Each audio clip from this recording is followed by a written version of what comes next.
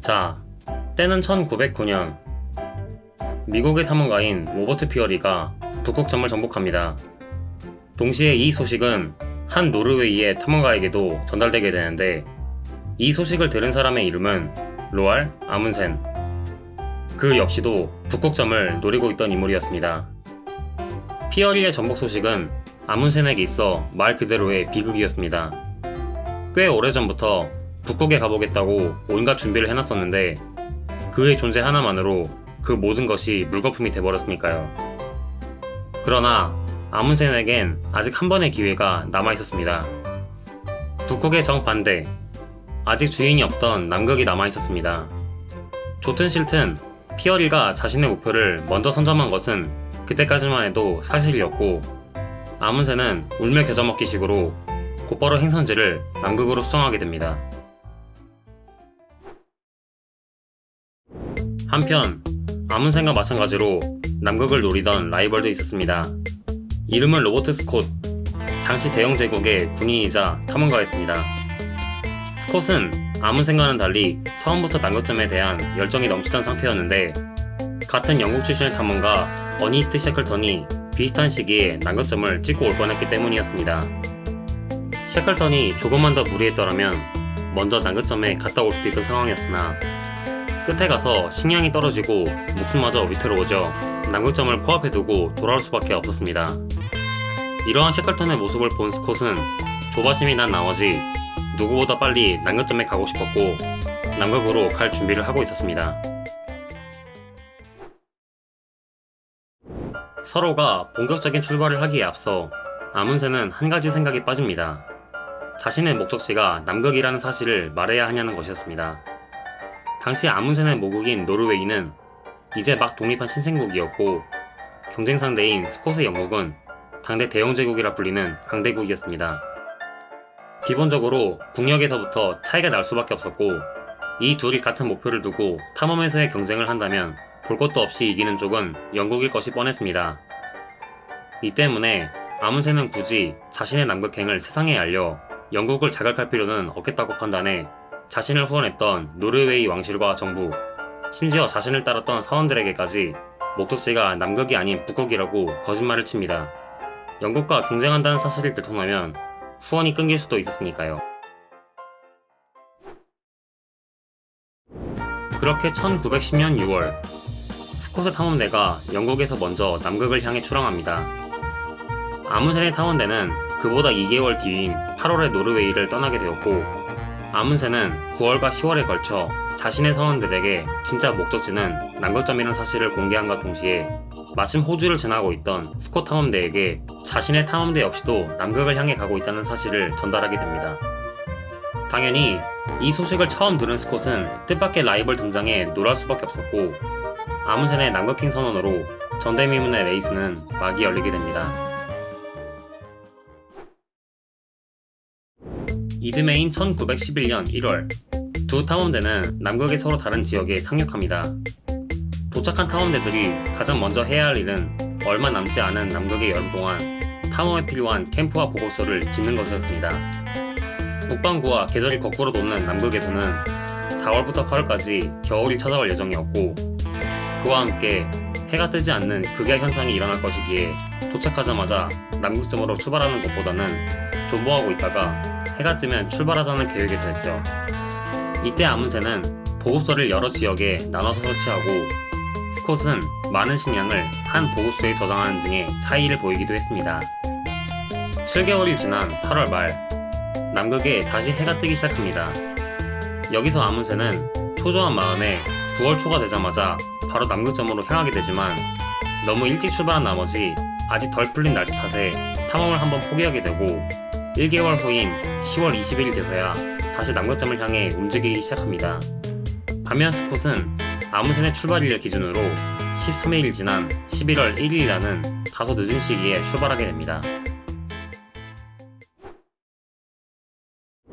스콧의 출발로부터 일주일이 되어가는 1911년 11월 7일, 이미 출발한 지 3주가 지나고 있던 아문센은 개썰매와 함께 꾸준히 전진한 끝에 남이 82도를 넘어서고 있었습니다.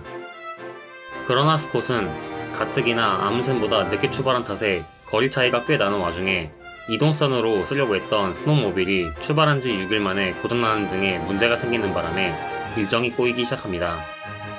12월 8일, 아문센은 과거 어니스트 셰클턴이 남극점을 찍을 뻔했다가 되돌아갔다는 남이 88도 23분의 지역을 지나가게 됩니다.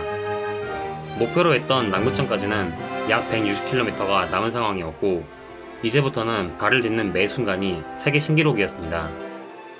그러면서도 아문센 탐험대는 긴장의 끈을 놓지 않았는지 자신들이 남극점에 도착했을 때 영국 국기가 자신들을 맞이하지 않기를 바라고도 있었습니다. 그러나 이러한 우려와는 다르게 비슷한 시각 스콧은 탐험을 위해 데려왔던 조랑말들이 추위로 얼어 죽게 되면서 그 증대를 온전히 사람의 힘으로 끌고 가게 되는 등의 악재를 마주하기 시작합니다. 약 일주일 뒤인 1911년 12월 14일, 마침내 아문센 일행은 남이 90도 지역에 도착합니다. 주변에는 자신들을 제외하고 아무것도 없었습니다.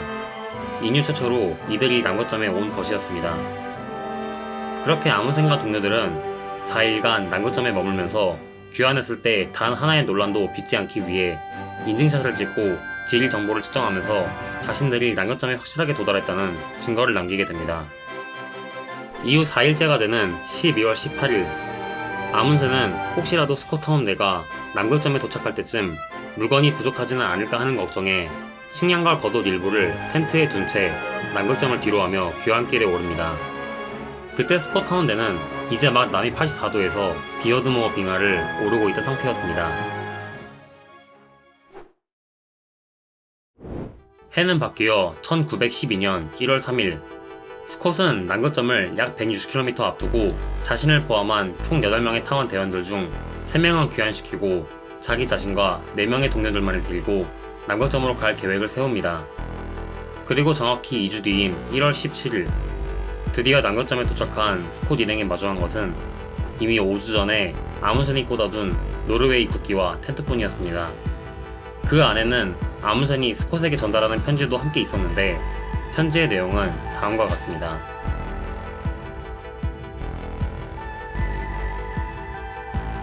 아문센의 의도는 자신들이 혹시라도 노르웨이로 무사히 돌아가지 못할 경우를 대비해 자신들과 가장 가까운 곳에 있던 스콧 탐험대에게 편지로라도 증거를 남기었던 것이었지만 스콧에게 있어서 이 편지는 이 경쟁에서 자신이 패배했다는 사실에 쐐기를 박는 메시지였습니다.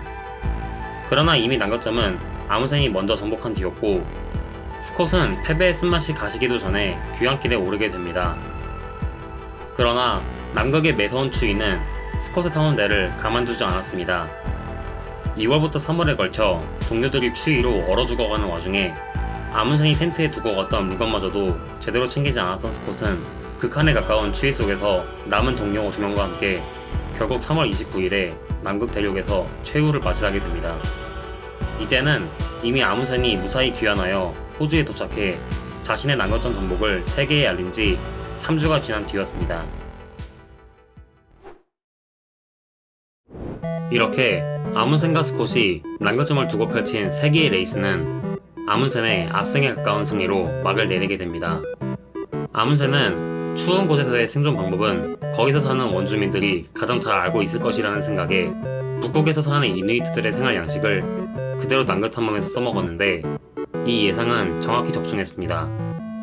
비교적 추위를 덜 타는 개는 썰매를 끄는 훌륭한 이동수단이 되었고 술로 가죽으로 만든 외투와 페미컨이라 불리는 보존식품은 남극에서의 여정을 견딜 수 있게 만들어 주었습니다. 반대로 스콧은 아문센과 달리 영국의 기술을 믿었습니다. 개썰매보다 빠른 조랑말을 이동수단으로 선택한 것을 시작으로 스노우모빌, 영국산 모지코트, 통조림 등 당시 첨단 기술에 가까웠던 이 물품들은 스콧이 남극점을 먼저 정복할 것이라는 예상을 하게 했습니다. 그러나 남극에서의 사정은 완전히 달랐습니다. 훌륭한 이동수단이라고 생각했던 조랑말은 수시로 관리를 해줘야 하는 것은 기본에 털이 너무 짧아 남극의 추위에 그대로 노출되어 얼어 죽기에 충분했습니다. 스노우모빌은 출발한 지 일주일도 안 되어 고장이 나버렸고 모지코트는 아문센의 가죽 외투만큼 추위를 막아주지 못했으며 통조림은 얼어붙으면서 터지는 등 오히려 짐이 되었습니다. 아이러니한 것은 이 문제들의 대부분이 직전에 남극을 다녀왔던 어니스트 셰클턴도 똑같이 겪었던 것들이었습니다. 그저 셰클턴의 탐험대가 보여주었던 가능성만을 확인했던 스콧 탐험대는 그들이 왜 남극점을 목전에 두고 돌아올 수밖에 없었는지를 생각하는 것보다 남극점에 빨리 가야겠다는 열의가 앞선 나머지 아문센만큼 치밀하게 준비할 수 없던 것이었죠. 결국에 이러한 준비 과정에서의 차이는 단순한 승패만을 가리고자 했던 남극점 레이스를 서로의 생사마저 가르는 가혹한 레이스로 바뀌게 하는 결과로 돌아오게 됩니다. 과거 아문센과 스콧이 지나갔던 남극점에는 현재 두 사람의 이름을 딴 기지가 들어서 있습니다. 정식 명칭은 아문센 스콧 남극점 기지.